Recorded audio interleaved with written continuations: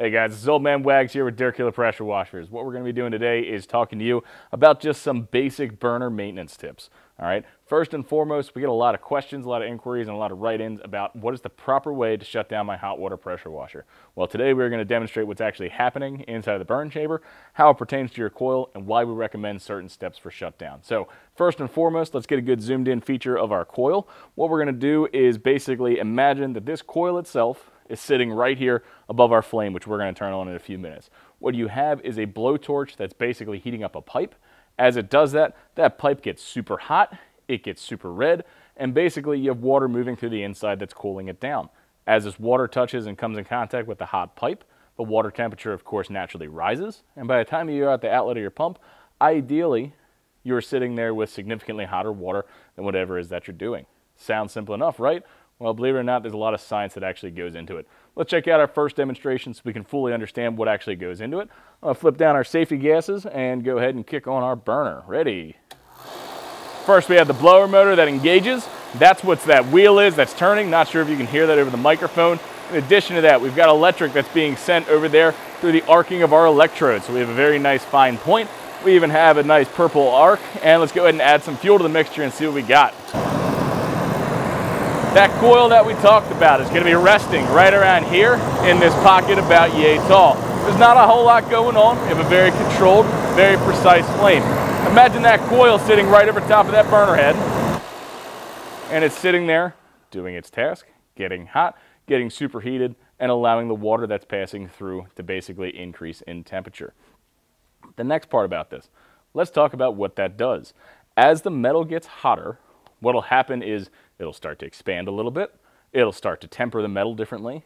In addition to that, it'll start to get a little bit more hard, a little bit more brittle. Here's what happens when you just shut it off. That superheated water and that superheated coil will just gradually come back down to ambient temperature, but it takes significantly longer.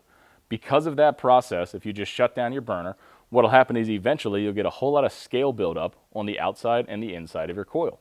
To properly clean that, you'd basically have to remove the coil, fill it with acid all the way through, depending on how clogged it is, let it sit overnight, and then blast it out with a pressure washer. Not always a good thing to do, depending on what kind of coil you have, because they can really only take so much. As you can see, this is just a standard hot-rolled industry coil, and there's only so many times that you could acid clean the inside before it's going to begin to degrade and begin to fail. Additionally, if you get a whole lot of scale buildup on the inside of your combustion chamber or the burn chamber around the coil, what will happen is you'll get a significantly less clean burn, and parts will again just start to fail prematurely.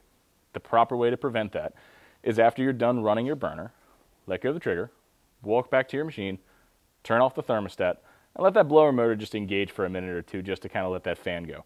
After that, you can go ahead and safely turn off the blower, and as long as your outlet water is cool to the touch, you're safe to disengage the burner. Let's contrast that with what it would look like if we left it on and did something in the improper steps. What we're going to do is simulate the burn chamber again. However, this time, instead of shutting it down properly by removing the fuel and then letting the fire die down, we're just going to cut off power to the burner. This can be replicated by basically not killing the burner switch and just initially turning the key off to your coil.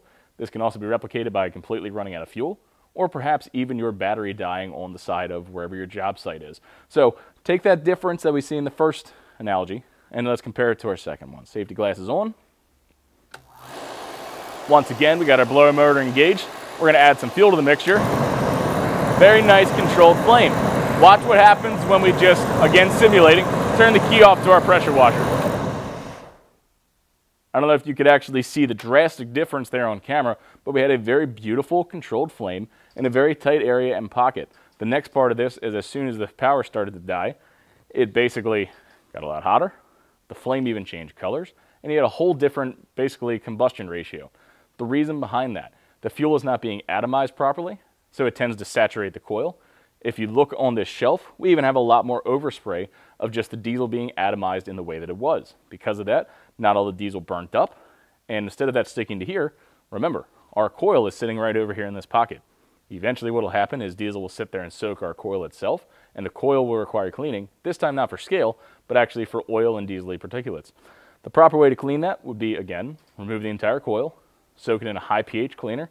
Our preference of choice in the shop is going to be nasty, of course, and basically let that sit for a little while, blast it with a turbo nozzle, clean the outside of it as thoroughly as possible. Make sure you get all the nooks and crannies, dry it out, and completely rewrap the insulation. Now let's talk about some problems that can ensue from letting this go to the point where it needs that. Well, typically, you're not going to visibly see that this coil is saturated in oil. What you will see, however, is on the outside of your burn chamber, you're going to get a whole lot of heavy smoke. If we look in this room right now, which we can't actually do on camera, you'd see that there's really not a whole lot going on. But if we were to let that run in the second scenario, so far to the point where there's just diesel fumes in the air, you'd see a lot more smoke, you'd see a white cloud, you'd see a heavy buildup of everything that's going around in the atmospheric conditions of this room. Picture being inside of an enclosed trailer, a box trailer, or some sort of containment area. What'll happen is you'll get such a heavy thing of smoke that it'll actually look like your unit is on fire, when in reality it's just the unburned diesel atoms that are sitting there floating around that burn chamber that can't actually cling to anything and ignite. So, proper shutdown, extremely important for the life of your coil. It prevents descaling, it prevents oily buildup. In addition to that, it extends the entire life of your hot water system. For more tips on how to prolong the life of your hot water system, feel free to check out dirtkiller.com. Don't forget to like and subscribe. Let's kill some dirt. Dirt Killer. Let's kill some dirt.